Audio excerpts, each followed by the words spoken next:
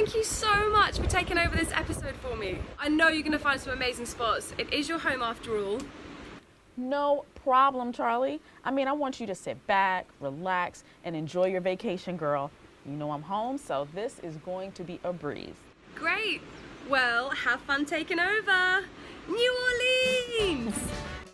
It's the birthplace of jazz, the home of bounce music, and a food lover's dream. Laissez les bon temps rouler, let the good times roll. Welcome to New Orleans.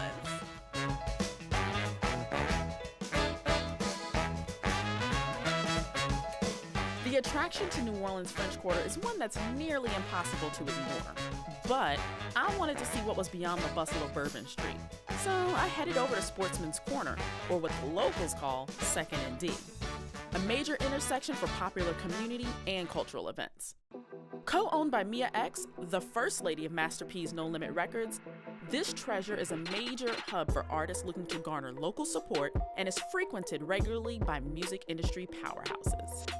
Most of the local artists, when we have records, we come to places like this to break the records. Okay. You know, and if you're an entertainer, if you want to see the people that really buy your records no matter what, you have to come here. Mia garnered major success throughout the 90s. However, her history in hip-hop dates back to the early 80s. So how did you and Master P come to meet? Because you're the first lady of No Limit. You know, Master P, in New Orleans, we call him a California boy. He left here so many years ago. He wanted to do a project called the Down South Hustlers. And so he came home for a visit. And when he came home, he went to the radio stations to find out who were the local artists. And I had the #1 record in the city. And so I was working at a record store. He came to meet me, and we talked, and he told me about the project, and I was interested in it. And I told him about a couple of other people that he should get to put on it. And so we kind of like created this family unit. And our goal was to stay independent, but to move like a national label. And that's what we did. I didn't know it was gonna be as big as it got, but I'm gonna tell you this. When Master P looked in my eyes and told me he was gonna have the biggest record label in the world, something about that rang true. And right now, New Orleans Bounce is getting a lot of attention. What are your thoughts on Bounce, which is such a New Orleans sound, starting to get that love on that scale?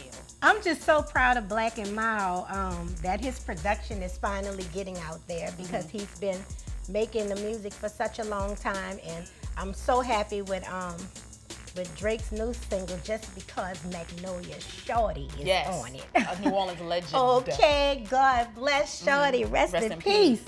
But I'm very happy. I think now is the time, because I'm first generation bounce. I am one of the architects of bounce music. The year bounce music was created, my record dropped. Okay. And so to see where it's going is a beautiful thing, because New Orleans has a sound, Lafayette has a sound, and so bounce, it was our thing. I watched bounce actually be created in the St. Bernard Project, God bless the dead, with our godfather bounce, DJ Earth. So to see it go from 28 years ago and see now, we have the whole world dancing to what we say the beat. But they gotta come to New Orleans to really get their shake on. What's a trip to New Orleans without libations?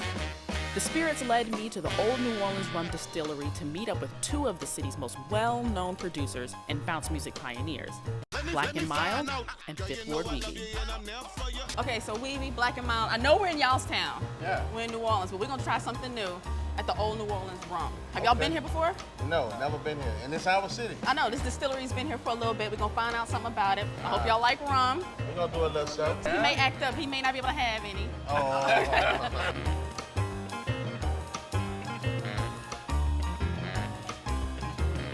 So when I get drunk, I'm gonna get drunk on a whole nother level right now, you heard me? I'm gonna be educated and drunk, be drunk intelligent, you heard me?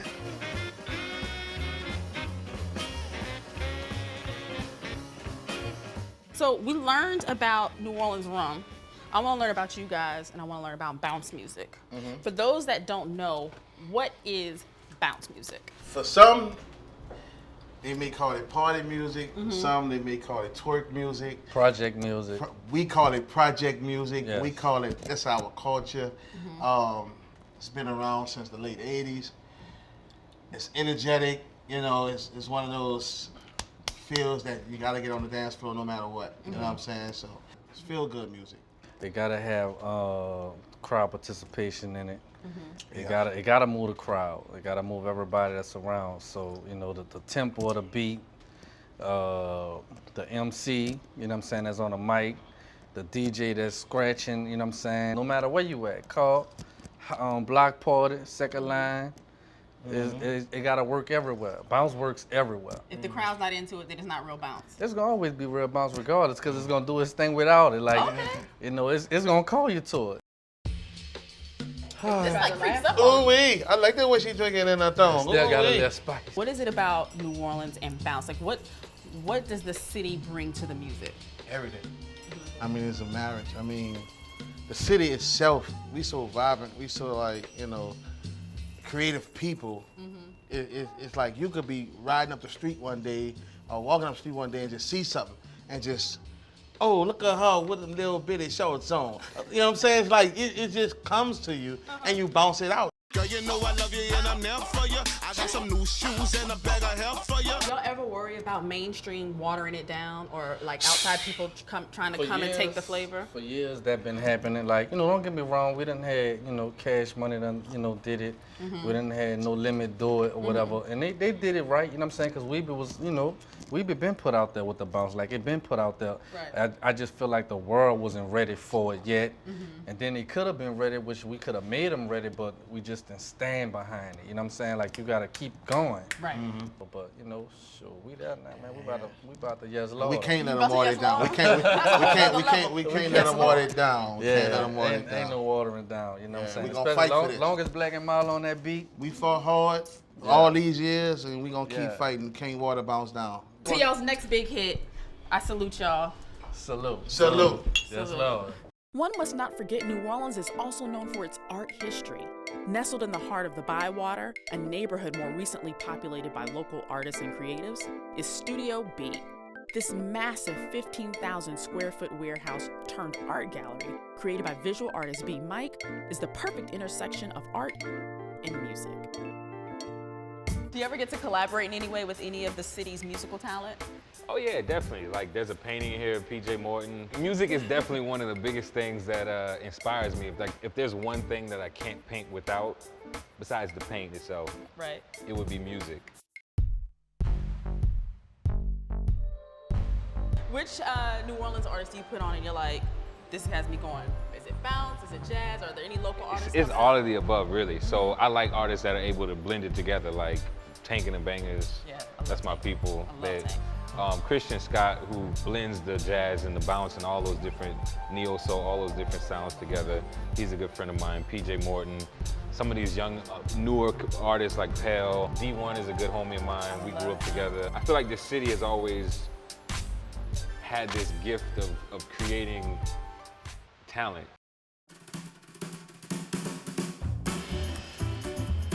I'm a huge jazz fan, from John Coltrane to Miles Davis. So the fact that it was birthed in this very city means that it's the godfather to so many forms of music like hip hop and R&B. It's nearly impossible to walk the streets of the French Quarter without encountering notes of NOLA jazz. If you're opting for a more traditional jazz fix, step behind the intimate walls of the Preservation Hall for a glimpse back in time. Since I'm in the mood for a little jazz enlightenment, I'm venturing over to the newly revitalized New Orleans Jazz Museum, located at the intersection of Esplanade and Decatur.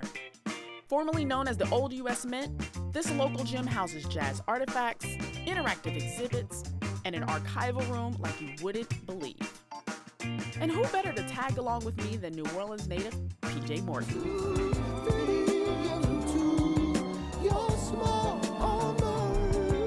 Are there any New Orleans artists that influenced you or inspired you? You know, I always looked at them as like the legacy, you know, like Fats Domino and Louis Armstrong. But I wasn't, because I wasn't a jazz player necessarily, I wasn't directly influenced. I think I was more influenced by their integrity of the music, like what they created. Alan Toussaint was somebody that I kind of looked to. He was still kind of far away from me, but I knew that he produced for other people outside of New Orleans, like Patti LaBelle and all of these big R&B acts at that time. And those acts were coming to New Orleans for his sound, so I was inspired by that. But probably the first person that I felt close enough to be affected by was Terrence Blanchard, because he was scoring all the Spike Lee movies. Right. He was really the guy that let me know something was possible outside of just here, you know.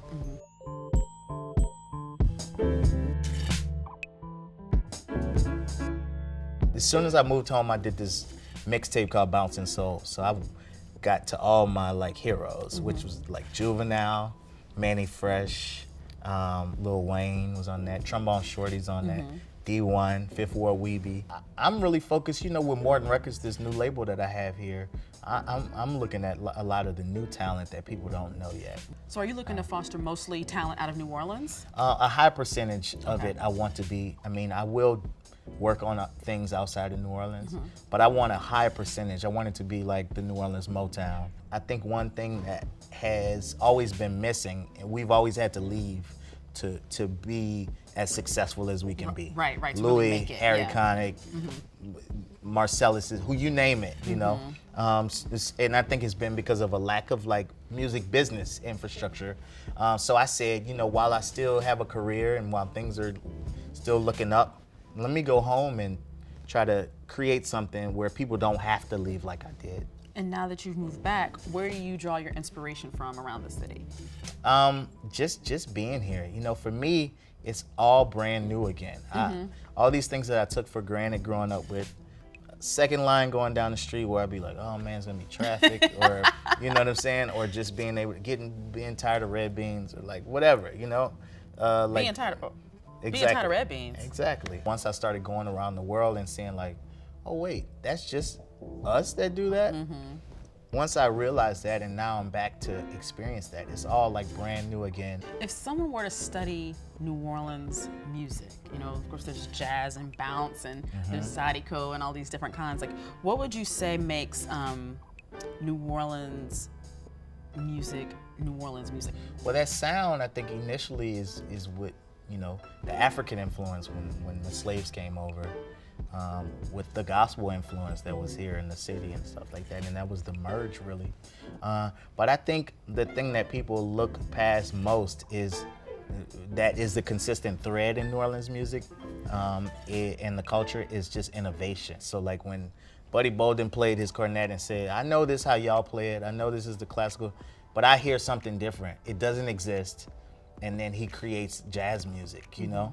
And then bounce music is influenced by these beats, you know, the Triggerman beat and the Brown beat, and we create this thing out of it. That's our own. I think the thread is we don't really care what's going on in the rest of the world.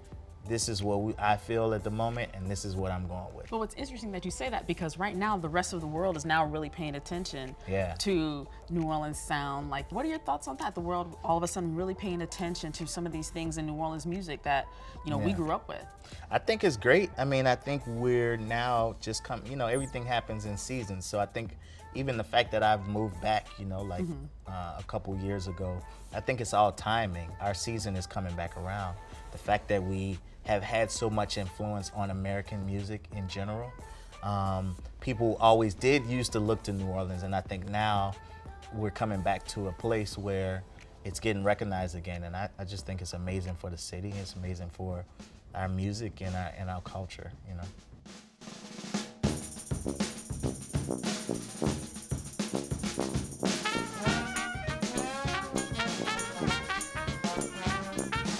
Dance the night away on Frenchman Street, and while you're there, follow the string-like canopy to the Frenchman Night Market, open till 1 a.m.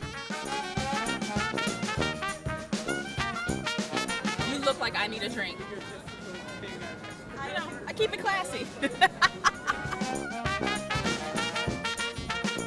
This is New Orleans, a city that definitely takes pride in its music, art, culture, and most certainly its people. If it's not on your travel hit list, it should be. And don't worry, we will see you in the next location.